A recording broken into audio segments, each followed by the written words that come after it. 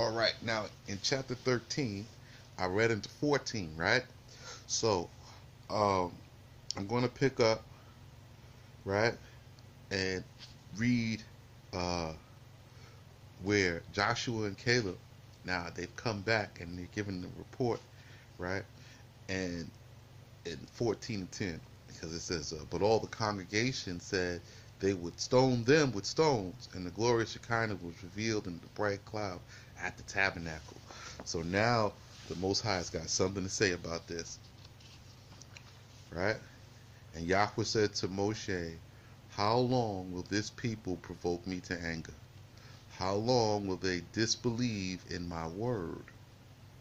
For all the signs I have wrought among them, I will strike them with deadly plague and destroy them, and will appoint thee for a people greater and stronger than they.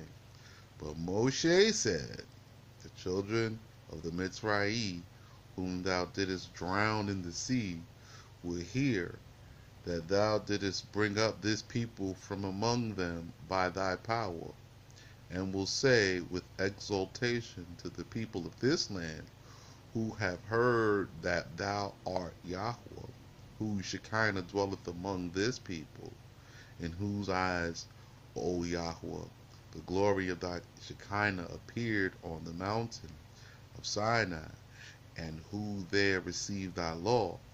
Thy cloud hath shadowed, that neither heat nor rain might hurt them, and whom in the pillar of the cloud thou hast led on by day, that the mountain and hills might be brought low, and the valleys lifted up, and hast guided in the pillar of fire by night.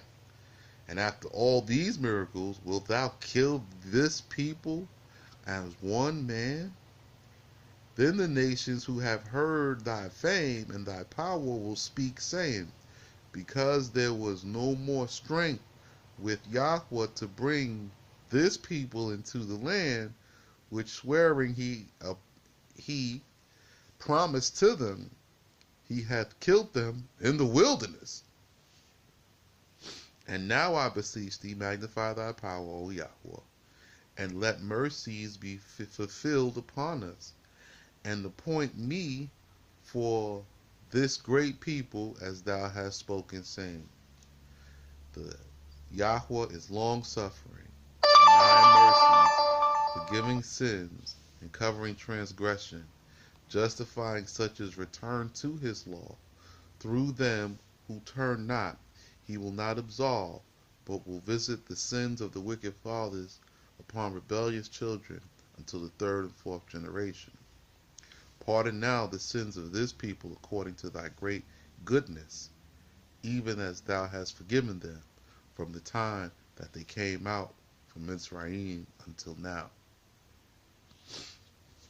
Now, this particular tefillah, this is the prayer that is the tefillah band on the cuff of the Most High's hand, on his wrist. That's what he showed to Moshe, and Moshe prayed like this. This prayer, you will find, uh, is what is known as Salah.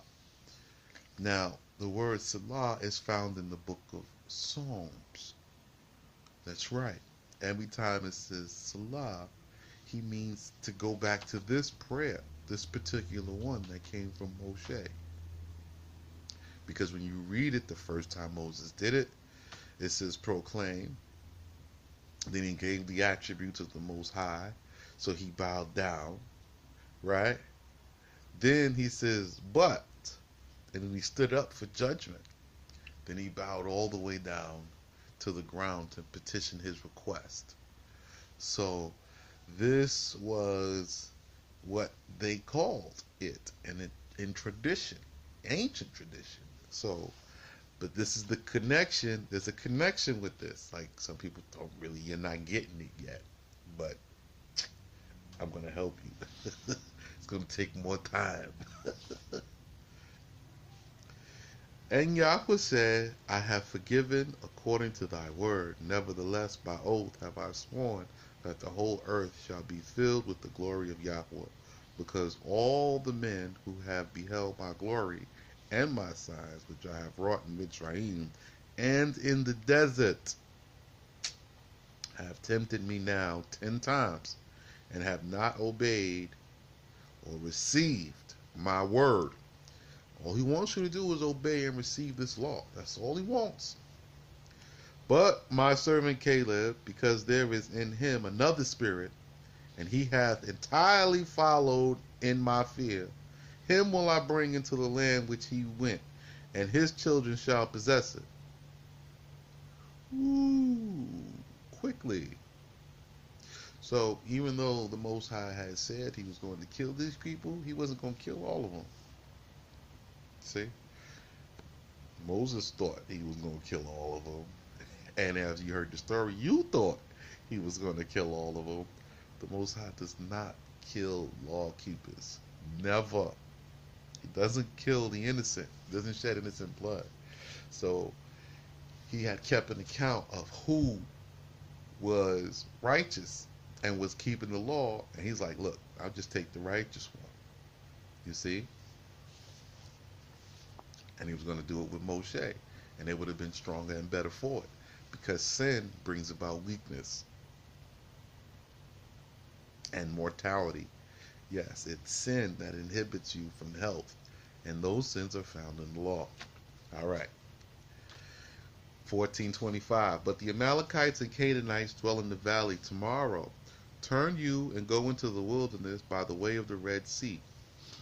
And the Lord spake with Moshe and Aaron, saying, how long shall I bear with this evil congregation who gather together against me?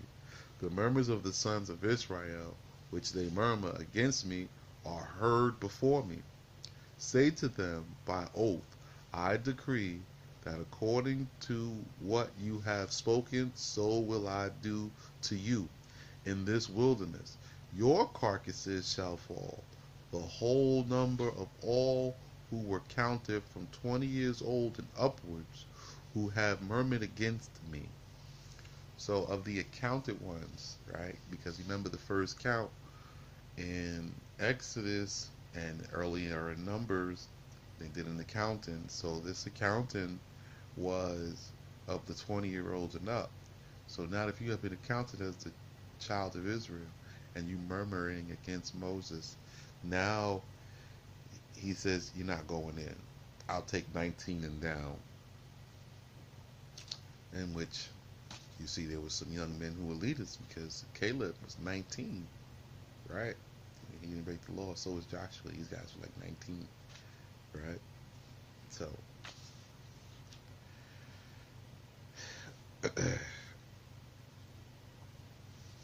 so by fast oath, I sworn that you shall not enter into the land which I covenant in my word to give you to inhabit, except Caleb bar Juniper and Jehoshua bar Nun, or Hoshe, that Moses changed his name. But your children, who you said would be a prey, them will I bring in, and them shall know the land which you rejected. Oh, excuse me. The Most High was still talking. So these people that said this earlier in the story, that the Most High was going to feed their children and kill them, and they were going to be murdered in war. All those people who said that, he said, I don't want you. You spoke evil against me. That's not what I do. I told you you would be victorious. You're going to be, but you don't believe the Most High's word, right? So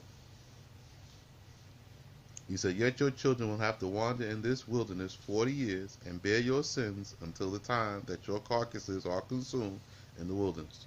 So the Most High is letting them know off top, you're going to be here 40 years.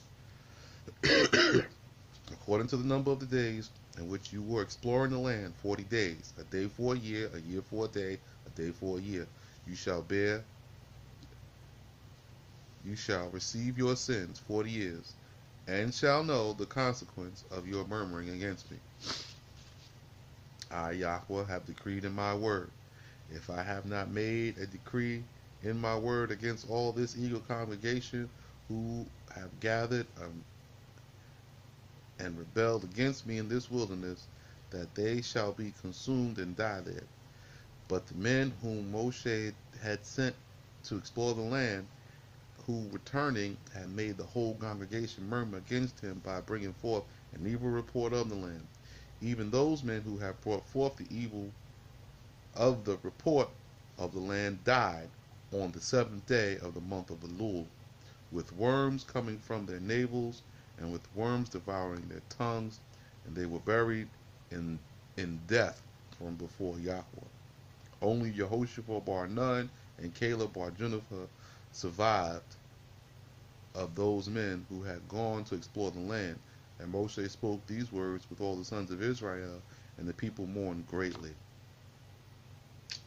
And they arose in the morning and went up to the top of the mountain, saying, Behold, we will go up to the place which Yahweh hath spoken, for we have sinned. But Moshe said, Why will you act against the decree of the word of Yahweh?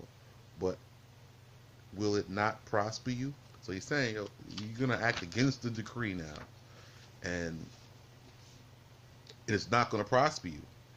And he's saying, Go not up, for Yahweh Shekinah dwelleth not among you, and the ark, the tabernacle, the cloud of glory proceed not, and be not crushed before your enemies. For the Amalekites and the Canaanites are there prepared for you, and you will fall slaughtered by the sword. For because you have not turned away from the service of Yahweh, the word of Yahweh will not be your helper. But they arm themselves in the dark before the morning to go up to the height of the mountain. But the ark, in which was the covenant of Yahweh and Moshe, stirred not from the midst of the camp.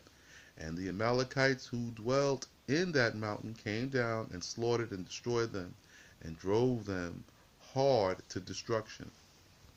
So they were warned by Moses, like, look, this is the decree. We just gonna wander for 40 years. It is what it is. He said it. It is what he said. Ain't no sense in ain't nothing you can do about it. It's just gonna be that. Period. Like, don't get all up in your feelings. Don't try to switch up now and act like you're gonna take it by force. Like you just got the power to do that because you're gonna die. And that's what happened. The group got up. Man, we good. We going in. And they died. Right? So when the Most High says don't go, you don't go. But when he says go, you go. You see? This ties into a lot of what people thinking and believing today about coming into the land, not coming to the land. Now the Most High says come into the land, and everybody says don't come into the land. But he says come, and you shall have peace and rest and all the good stuff, right? And everybody says no, you can't go. And the Most High did say don't go. Everybody's trying to get in. Just follow instructions.